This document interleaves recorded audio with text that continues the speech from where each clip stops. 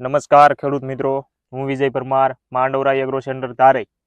તો ઘણા ખેડૂત મિત્રો હજી એવા પ્રશ્ન છે કે જીરામાં લીલો પીળો સુકારો દેખાય છે, તો તેના નિયંત્રણ માટે શું કરવું?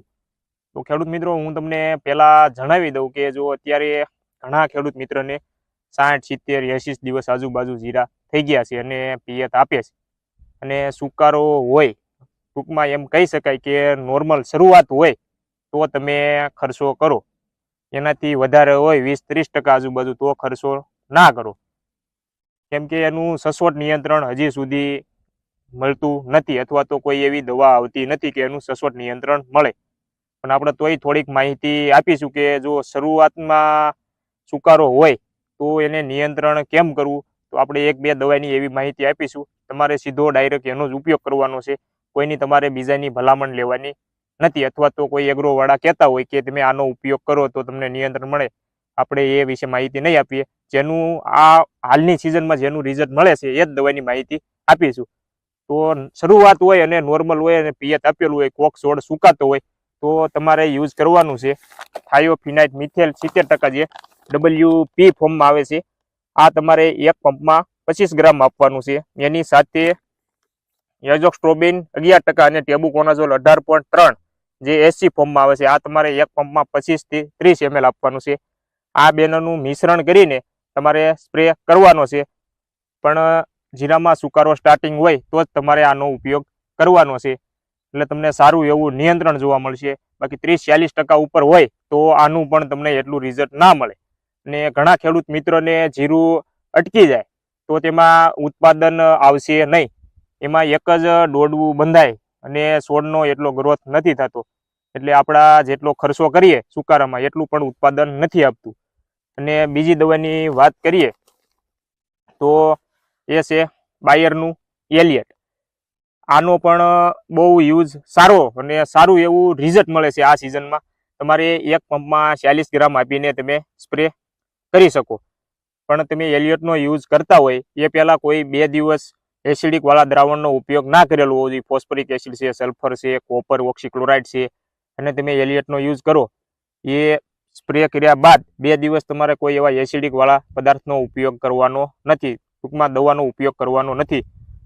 કે એલિયટ એક એસિડિક છે, એટલે તમે એસિડિક વાળા ડોઝનો તમે ઉપયોગ કરો તો દ્રાવણ ફાટે અથવા છોડ ડેમેજ થાય એવો બધા પ્રશ્ન રહેતા હોય. એટલે તમે આનો ખાલી એક એલિયટનો જ ઉપયોગ કરજો. અને થોડોક ઘાટેથી સુકારો હોય એટલે તમારે સ્પ્રે કરવાનો, વીઘે 4-5 પંપ જેટલું આપવાનું.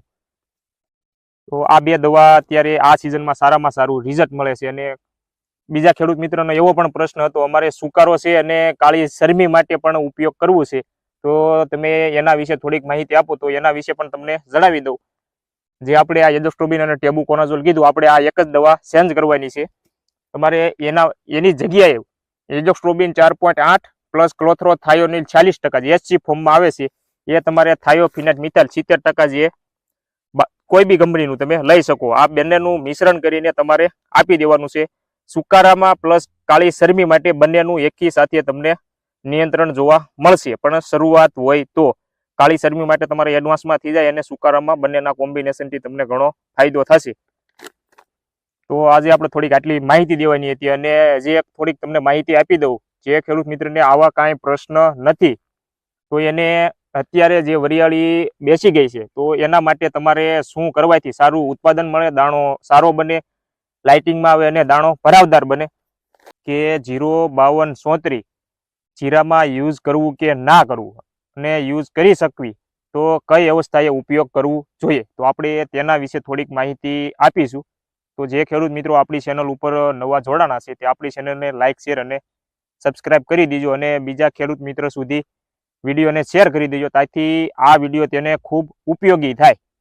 તો આપણે સૌથી પહેલાં જણાવી દઈએ કે 05234 એક વોટર સોલ્યુબર ખાતર છે. એટલે કે તમે પંપમાં યુઝ કરો, સ્પ્રેમાં યુઝ કરો એટલે પાણીમાં ઝડપથી ઓગળી જાય છે. ને 05234માં ફોસ્ફેટ આવે છે 52% અને પોટાશ આવે છે 34%. બરોબર ખેડૂત મિત્રો, હું તમને જણાવું કે જે ફોસ્ફેટ આવે એ છોડનો વિકાસ, છોડને મજબૂત બનાવવો, મૂળનો વિકાસ એટલે ટૂંકમાં છોડને પોષણ પૂરું પાડે, એટલે છોડ સારો એવો મજબૂત બને અને સારું એવું ફ્લાવરિંગ બેસે. અને પોટાશ જે વસ્તુ રહી, દાણો એકદમ ભરાવદાર, ચમકદાર અને સારો એવો મોટો બનાવે, ટૂંકમાં એમ કહી શકાય. અને તમે કોઈ બી દવા યુઝ કરતા હોય, થ્રીપ, કથીરી, કોઈ બી, એની સાથે તમે આપી શકો છો. તમારે 05234 એક પંપમાં 75 ગ્રામ જેટલું આપવાનું છે અને તમે 1 થી 2 રાઉન્ડ આપી શકો છો અને સારું એવું રિઝલ્ટ મેળવી શકો છો, અથવા તો સારું એવું ઉત્પાદન મેળવી શકો છો.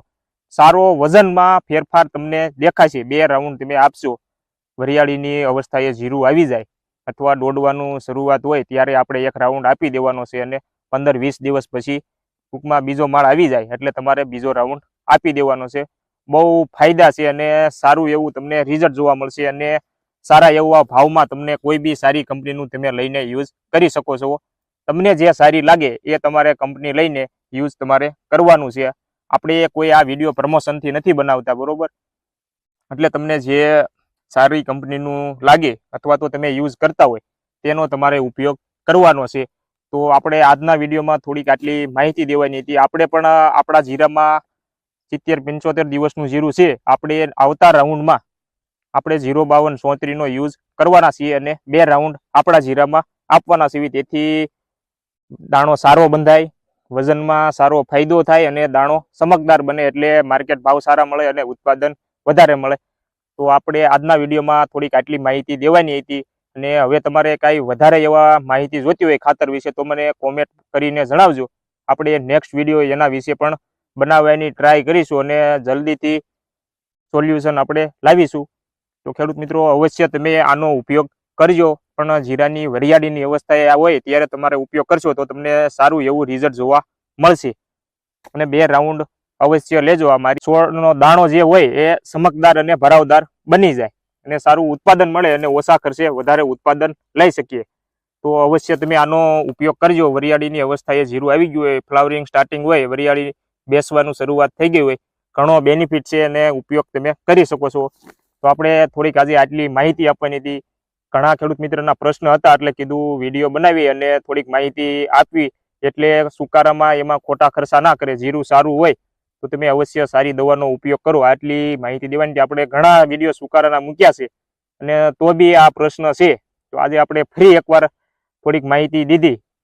તો આપણે આજના વિડીયોમાં આટલું જણાવવાનું હતું અને કાંઈ એવો પ્રશ્ન હોય તો નીચે મને કોમેન્ટમાં જણાવજો. અને તો ખેડૂત મિત્રો, તમને વિડીયો પસંદ આવ્યો હોય તો આપણી ચેનલને લાઇક, શેર અને બીજા ખેડૂત મિત્રો સુધી વિડીયોને શેર કરી દેજો, તેથી તે વધારે ખર્ચો ના કરે સુકારા માટે. તો આપણી એટલી ભલામણ છે. તો આજના વિડીયોમાં આટલું જણાવવાનું હતું. જય ભારત.